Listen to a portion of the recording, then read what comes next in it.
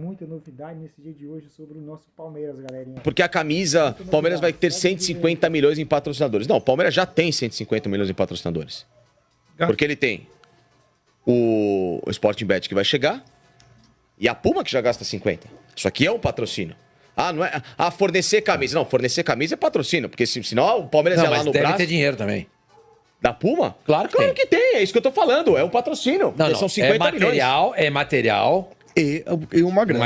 Sim, não. São 50 milhões mais materiais. Porque ia falar, a Puma não é patrocinadora, é fornecedora. Não, ela é patrocinadora também. Patrocina, senão o Palmeiras ia numa confecção no Brasil e comprava Puma que fechou. Me parece que caiu a ficha, né?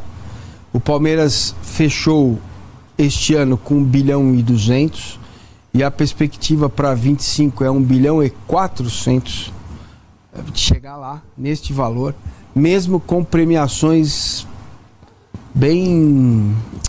previsões bem austeras de premiação. Como está a situação do Palmeiras financeira? Conversei antes do programa começar com a pessoa e ele me deu algumas explicações do porquê este avanço está sendo feito agora e não foi feito antes. Vamos lá. Vai ser anunciado em janeiro 100 milhões por mês da Sporting Bet só pelo Master. Hoje a Crefisa e a FAM pagam 81 por tudo, né? Então são 100 milhões por ano em 4 anos com reajuste, correção, infração e tal. Isso é dinheiro novo. Você tem aí 19 milhões a mais de patrocínio vezes 4 dá 80 milhões. Fora as outras propriedades, né? Manga, omoplata, calção, barra, enfim.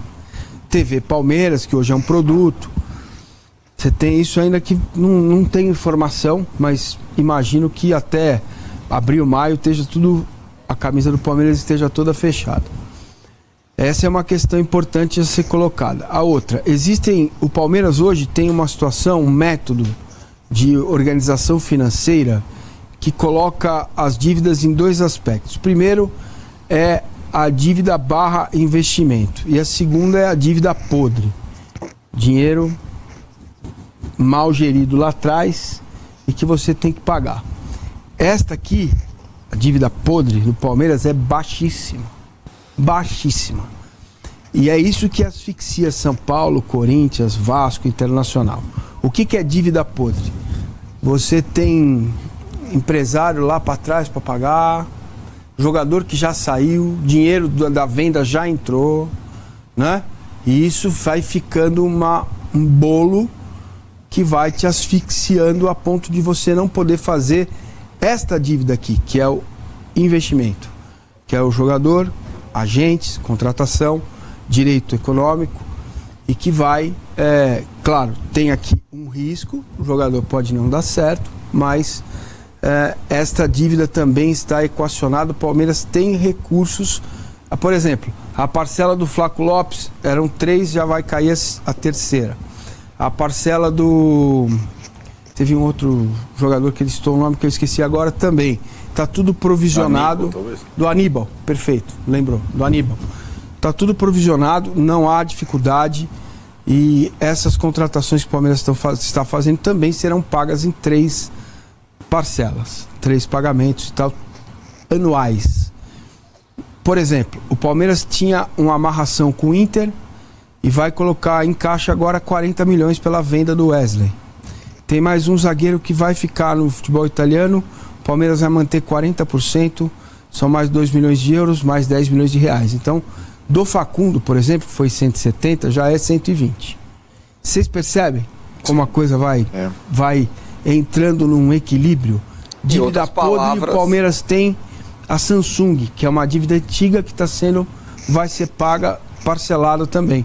Poucas coisas estão para trás mente que asfixiam o clube. A dívida com a Crefisa acabou, foi quitada.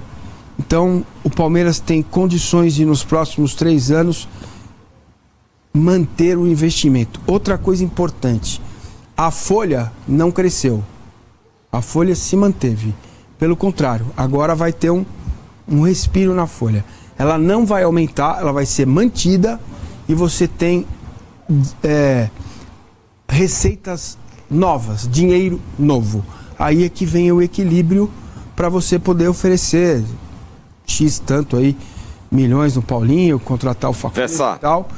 É um clube saudável. Agora, tem risco? Claro que tem. Muito forte. O que eu acho que é impactante nesse momento é que normalmente o Palmeiras não dominava o mercado de contratações. Dessa vez, pela primeira vez, é o Palmeiras quem domina o mercado de contratações no Brasil, né? Até pela recuada do Flamengo. E aí é interessante a gente ver o movimento que o Flamengo fez até chegar a esse ponto. Tem um investimento no terreno do estádio também, essas coisas todas. E para fazer, sempre o Palmeiras até então era, o bom e barato, que na verdade era bom e caro. Espartano. Bom e caro, mas não o esbanjador, né? Esse era a figura do Flamengo. Agora é o Flamengo que está ensaiando uma recuada e o Palmeiras é o milionário da vez, né? É o que vai dominar o mercado das contratações.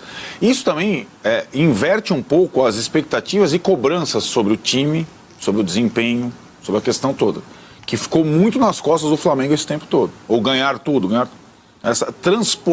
vai ser transportado ao Palmeiras para a temporada 25 automaticamente. Esse é um bom ponto. Nós estamos olhando aqui um cenário, pelo menos agora, em que os olhos estão para o Palmeiras. Bom, é só você comparar os treinadores. Como? Treinadores. Qual é o treinador do Flamengo? Felipe Luiz. Quanto ele ganha? Deve ganhar menos do que Qual o Abel. Qual o treinador do Palmeiras? O Abel Ferreira. Bom, o Abel Ferreira não se compara com ninguém no Brasil, né? Mas nem normalmente, como é que era? O Palmeiras mantinha o técnico e o Flamengo ficava apostando num técnico cada vez, mas não sei o que lá. Agora é um novo momento. É o Palmeiras o centro das atenções. Tem isso, Vessa. Mas nessa linha mas a lembrança do Arnaldo é boa, porque é o seguinte, o bom e barato, para quem é mais novo, não vai lembrar. Isso foi lá em Mustafa.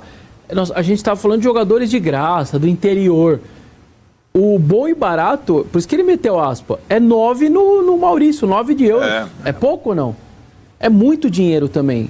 É que agora, perto de 18, 20, parece pouco. Que chamou mais atenção a janela do Botafogo e do Flamengo na janela do Maurício do que agora. Agora, todo mundo, nem o Botafogo a gente tá vendo.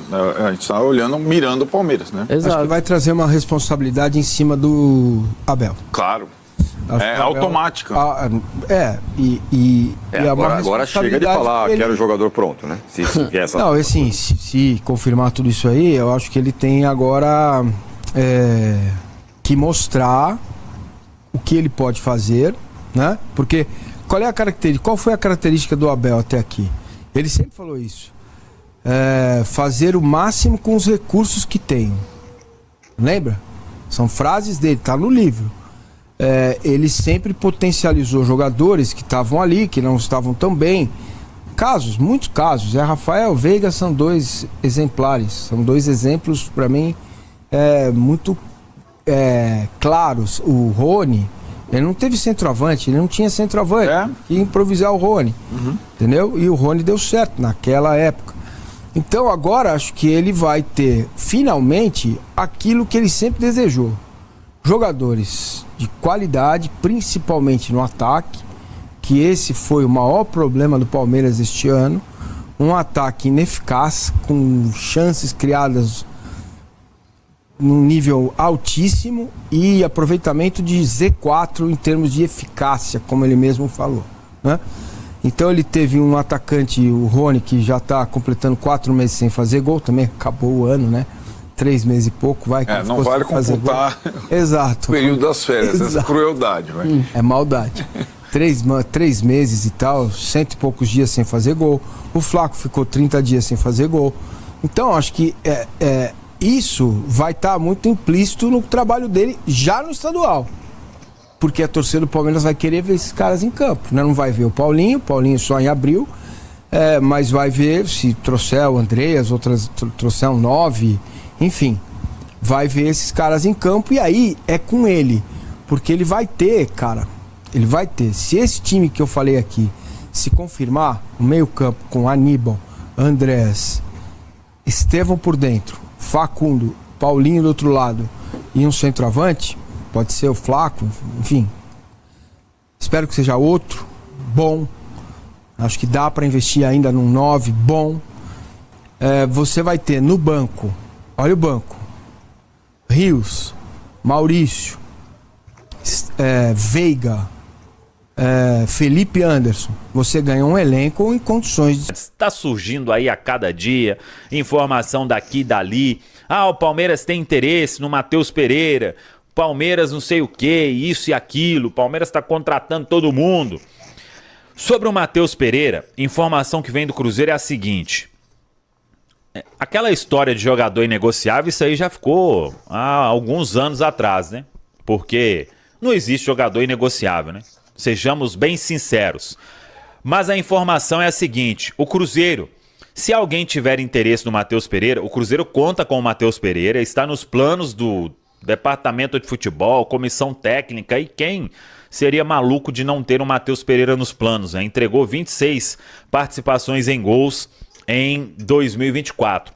Então, mas se alguém tiver interesse, o Palmeiras está interessado, não sei qual clube está interessado, o Cruzeiro topa conversar com uma proposta de 25 milhões de euros na mesa. Isso porque o Cruzeiro, quando comprou o Matheus Pereira, pagou aí 6 milhões de euros por 50% dos direitos econômicos do atleta.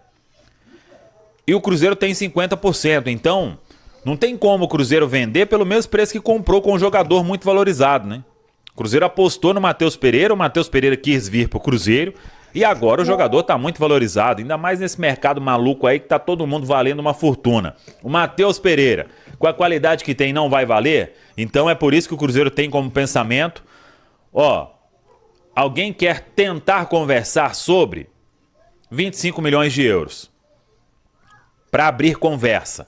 É a ideia do Cruzeiro internamente, caso tenha alguém interessado. Por quê? Você pode se interessar, o Cruzeiro mesmo já se interessou por vários jogadores. A questão é qual o preço vai ser colocado.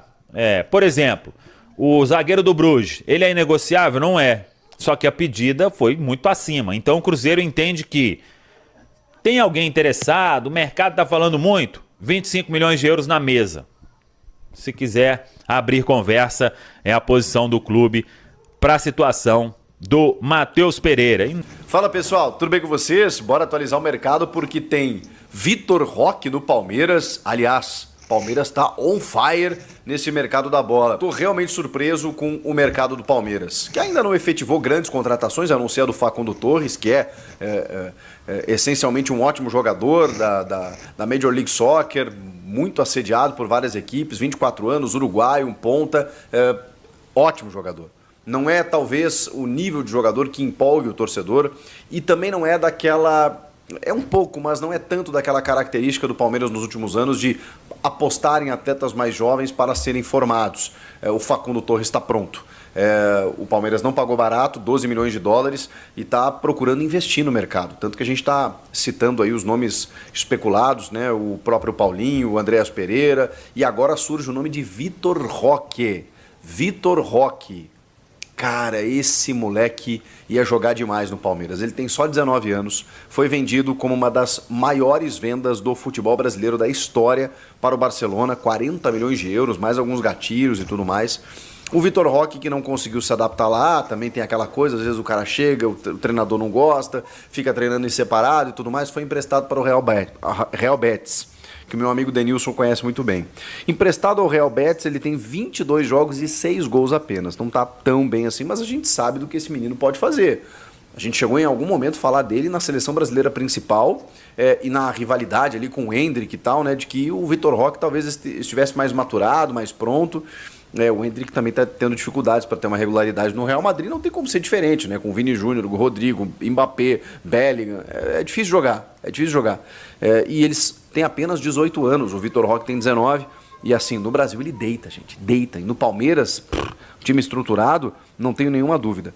Então assim, o que tá pegando? O Barcelona emprestou o Vitor Roque para o Betis até a metade do ano, e provavelmente só depois disso o Barcelona vai começar a conversar se será por empréstimo ou se será para recuperar algum investimento. Mas assim, vamos lá, né? Dificilmente o Palmeiras vai conseguir fazer com que o Barcelona compense, né, esse valor investido de 40 milhões de euros. Então, Provavelmente seja um empréstimo para ele se valorizar, ele retorna ao Barcelona mais adaptado, mais solto, e daqui a pouco pode aí se corresponder.